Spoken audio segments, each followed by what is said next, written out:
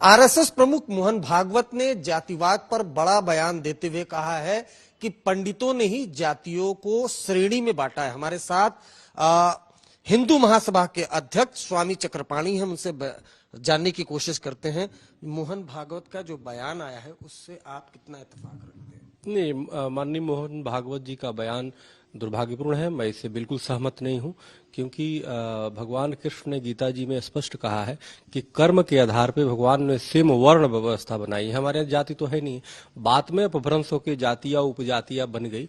और निश्चित रूप से इस तरह से कहना हमें लगता है कि कहीं ना कहीं ब्राह्मणों पे, संतों पे, सनातन पे अटैक करना एक फैशन सा हो गया है।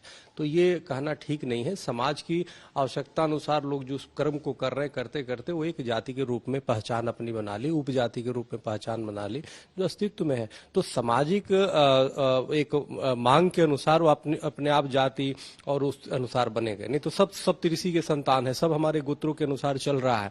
तो उसमें ये कहना कि ब्राह्मणों ने जाति बनाई, तो हमें लगता है कि ये बयान उचित नहीं है। उन्होंने ये भी कहा कि भगवान ने तो कहा कि सब एक ही हैं और ये जाति व्यवस्था में जो बटी थी, इसी कारण जो आक्रमणकारी जो बाहर से आक्रमण करने आए वो यहाँ आक्रमण कर पाए, वहां यहाँ पर राज कर पाए।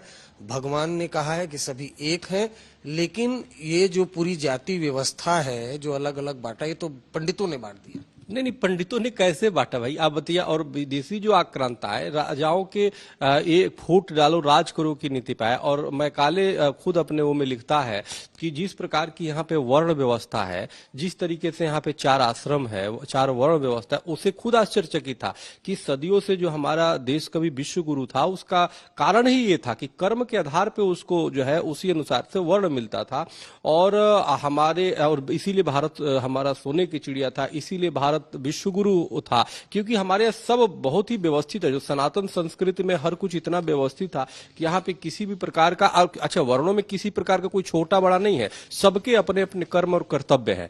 तो कर्म अलग अलग बदले और उसी अनुसार जातियां उपजातियां अस्तित्व में आई। इसका ये ब्राह्मण या कोई कह दो कि वो जिम्मेदार है, यह गलत है। ब्राह्मण कहीं जिम्मेदार है? ब्राह्मण तो बल्कि दिशा देने का काम हमेशा से किया। और ब्राह्मण का मतलब ये जो दिशा दे और लोगों को शास्त्र के अनुसार वो चलना सिखाए। एक जैसे ट्रेन की पटरी होती है, उस पटरी पे लाइन पे सही तरीके से लेके चले, लेकिन अब उसी को दोषी दे दो तो हमें लगता है ठीक बात नहीं है।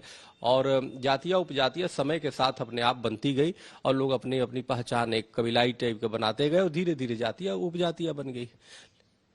ये थे स्वामी चक्रपाणी, जिनका कहना है कि जो मोहन भागवत का बयान है वो पूरी तरह से दुर्भाग्यपूर्ण है। कैमरामैन किशन के साथ अरविंद ओझा, दिल्ली आज तक।